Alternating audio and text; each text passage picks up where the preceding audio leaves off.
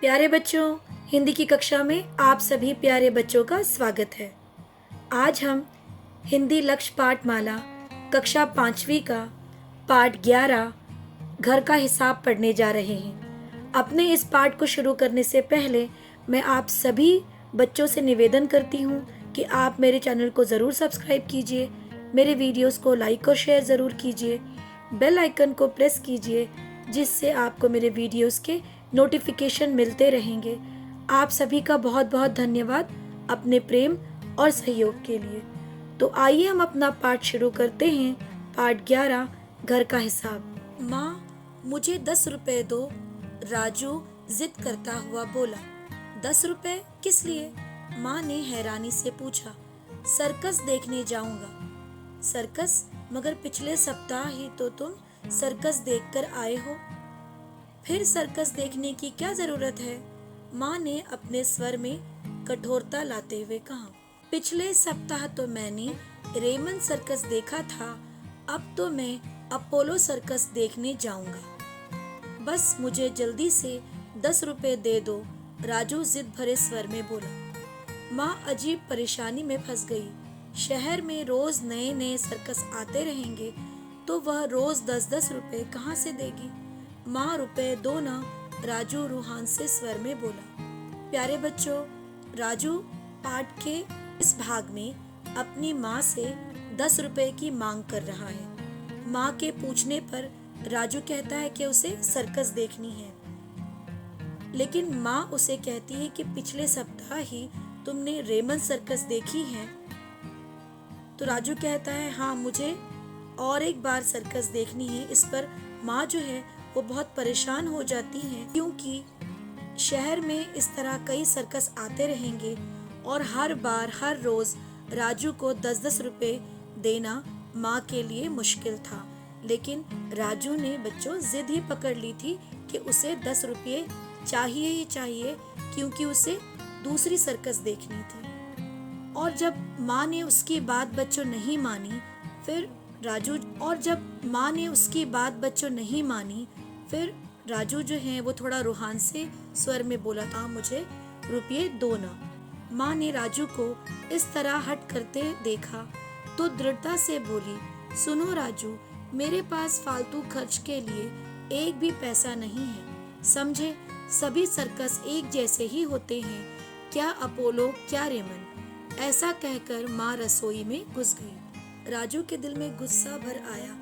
वह उसी गुस्से में बिस्तर पर जाकर लेट गया। सारा दिन उसने खाना नहीं खाया। शाम को पापा घर आए तो उन्हें राजू की नाराजगी का पता लगा। वह राजू के पास पहुंचे। राजू, पापा ने बड़े प्यार से उसे बिस्तर से उठाते हुए कहा। राजू ने कुछ उत्तर नहीं दिया और चुपचाप बिस्तर पर लेटा रहा। पापा ने राजू का हट देखा तो कुछ सोच में पड़ गए। फिर एकाएक उन्होंने मुस्कुराते हुए एक निर्णय ले लिया और राजू को झिंझोड़ते हुए बोले, राजू, तुम्हें 10 रुपये चाहिए? बच्चों, कहानी के इस भाग में राजू ने 10 रुपये के लिए हट करना शुरू कर उसने जिद करनी शुरू कर दी है। और उसकी जिद को देखते हुए माँ जो है बहुत दृढ़ता से, बहुत मजबूत स्वर में उन्होंने कहा कि राजू, तुम्हें मैं फालतू खर्च करने के लिए एक भी पैसा नहीं दूंगी, और सर्कस जो हैं वो सारे एक जैसे ही होते हैं, वो चाहे अपोलो सर्कस हो या रेमन सर्कस हो। और ये कहकर माँ किचन में चली गई। राजू के दिल में गुस्सा भर आया। वह बिस्तर पर लेट गया और उसने खाना भी नहीं खाया। शाम को जब उसके पिताजी आए और उन्होंने राजू को नाराज देखा तो पापा ने बहुत प्यार से उसे बिस्तर से उठाया, लेकिन राजू ने उन्हें कुछ उत्तर नहीं दिया। उसे पुकारा, लेकिन राजू ने उन्हें कोई उत्तर नहीं दिया। वह चुपचाप अपने बिस्तर पर लेटा रहा। पापा को समझ में बात आ गई कि राजू जो है इस बार बहुत जिद कर रहा है, और फिर उन्होंने एकाएक जो है मुस्कुराते हुए एक निर्णय लिया। निर्णय लेना बच्चों, कोई फैसला कर लेना। और राजू को झिंझोड़ते हुए बोले, झिंझोड़ना होता है बच्चों जब किसी को जब उसके शरीर को पकड़कर जोर से हिला देते हैं, उसे झिंझोड़ना कहते हैं। तो राजू तुम्हें 10 रुपए चाहिए। पिताजी ने उससे सीधी सीधी साफ बात पूछी कि क्या तुम्हें 10 रुपए चाहिए। आइए हम कहानी का अगला हिस्सा पढ़ते हैं। रुपयों का जिक्र सुनकर राजू थोड़ा घूमा और पापा की ओर देखने लगा। माँ कहती हैं उनके पास पैसे नहीं हैं। राजू नाराजगी भरे स्वर में बोला, तुम्हारी माँ कहती तो ठीक है, खैर छोड़ो। पापा अपनी आवाज में बनावट लाते हुए बोले, आज पहली तारीख है, यह लो मैं आज सारी तनख्वाह तुम्हारे हाथ में देता हूँ। इस महीने से घर का सारा खर्च तुम करोगे। ऐसा कहते पापा ने सारी तनख्वाह राजू के हाथ में रख दी। पापा ने राजू को इस महीने के सारे खर्च बिल लिखा दिए। दूध वाले का खर्च, राशन का खर्च, पानी का खर्च, बिजली का खर्च, मकान का किराया, स्कूल की फीस आदि। पापा ने राजू से कह दिया कि इन खर्चों के बाद जितने भी पैसे बाकी बचे उन्हें वह सर्कस देखने के लिए प्रयोग कर सकता है। राजू ढेर सारे रुपए को देखकर खुश हो गया। अब वह इस महीने घर के सारे खर्च करने के लिए तैयार हो चुका था।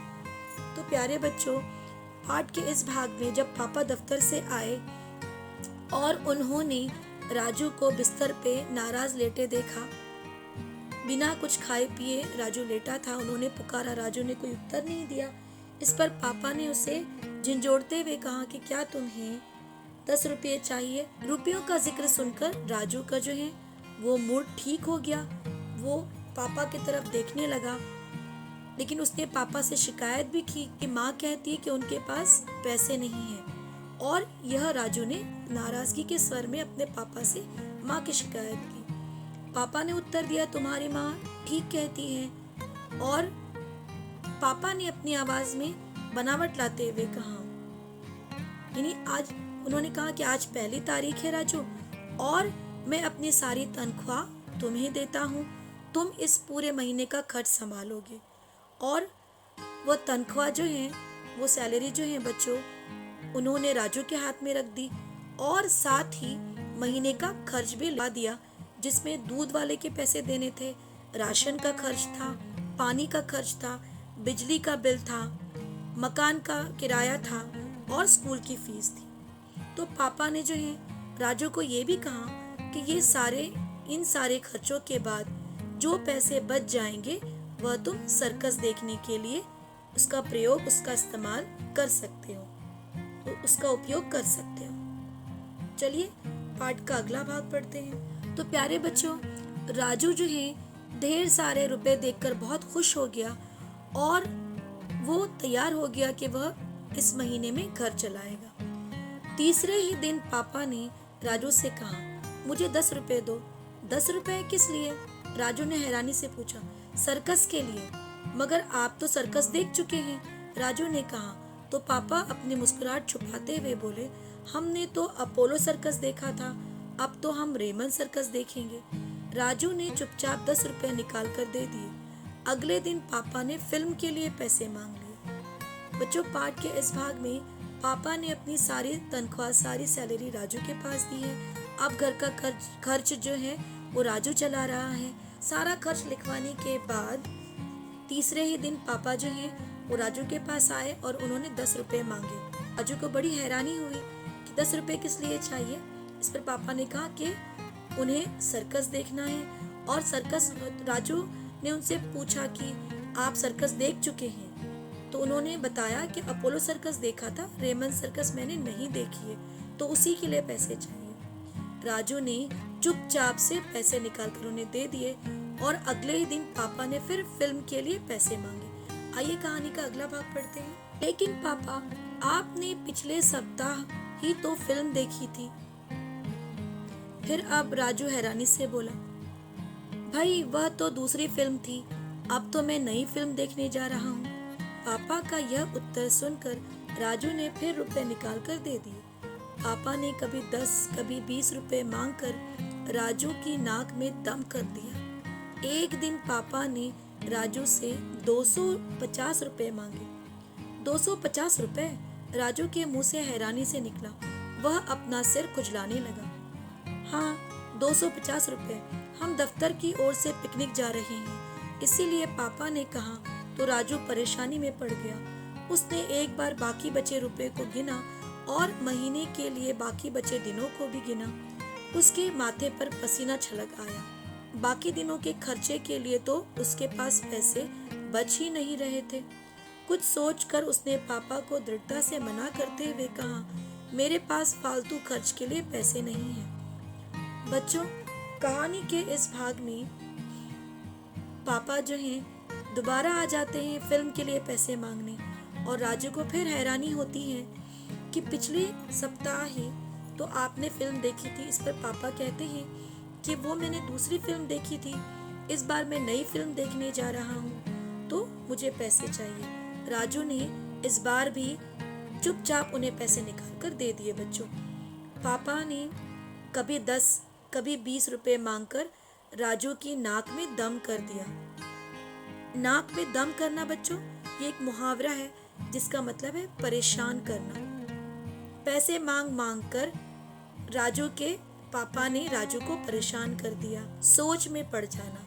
पापा के पैसे मांगते ही राजू अपना सिर खुजलाने लगा। परीक्षा में कठिन प्रश्न को देखकर बच्चे सिर खुजलाने लगते हैं। पापा ने कहा कि 250 रुपए चाहिए क्योंकि ऑफिस की जो है दफ्तर की पिकनिक जा रही है और उसके लिए उन्हें पैसे चाहिए।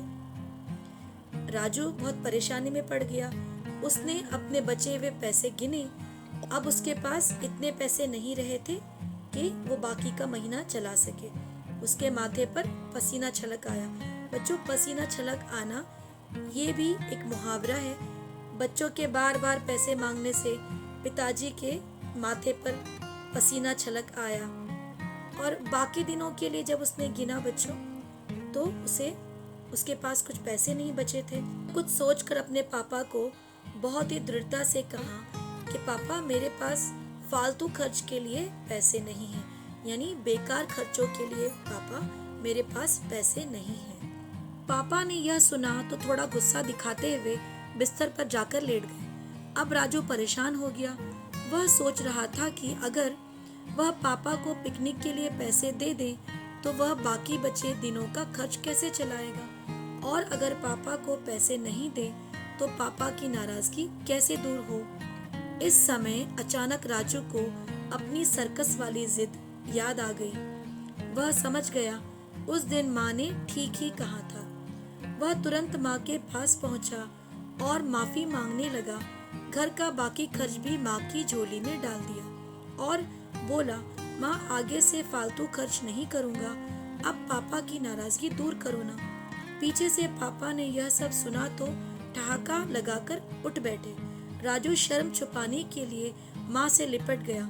माँ और पापा काफी देर तक हंसते रहे। तो बच्चों, पाठ के इस अंतिम भाग में जब राजू ने अपने पापा को 250 रुपए देने से साफ इनकार कर दिया और ये कहा कि मेरे पास फालतू खर्च के लिए पैसे नहीं हैं, यह सुनकर पापा जो है उनको गुस्सा आया और वो अपने बिस्तर पर जाकर लेट गए।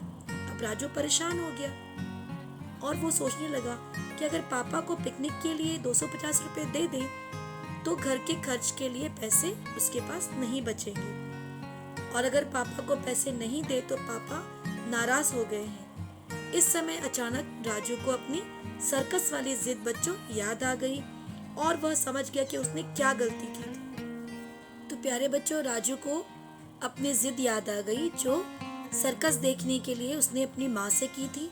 वह नाराज हो गया था, उसने खाना पीना छोड़ दिया था। वह तुरंत अपनी माँ के पास पहुंचा और उनसे राजू ने माफी मांगी, उन्हें सॉरी कहा बच्चों, और घर का बाकी जो खर्च भी था वह माँ को राजू ने दे दिया और माँ से उसने कहा कि आगे से फालतू खर्च करने के लिए वह पैसे नहीं मांगेगा। अब आप पापा की नाराजगी को दूर करो। पीछे पापा ने यह सब सुना तो वह हंसने लगे और राजू जो है छुपाने के लिए माँ से लिपट गया।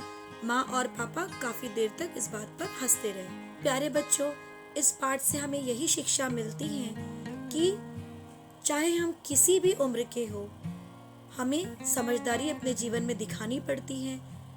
हमें अपने घर परिवार में एक साथ में मिलजुल कर रहना पड़ता है और माँ बाप की, माता पिता की जिम्मेदारियों को बांटना भी पड़ता है, उनकी उसमें मदद भी करनी पड़ती है।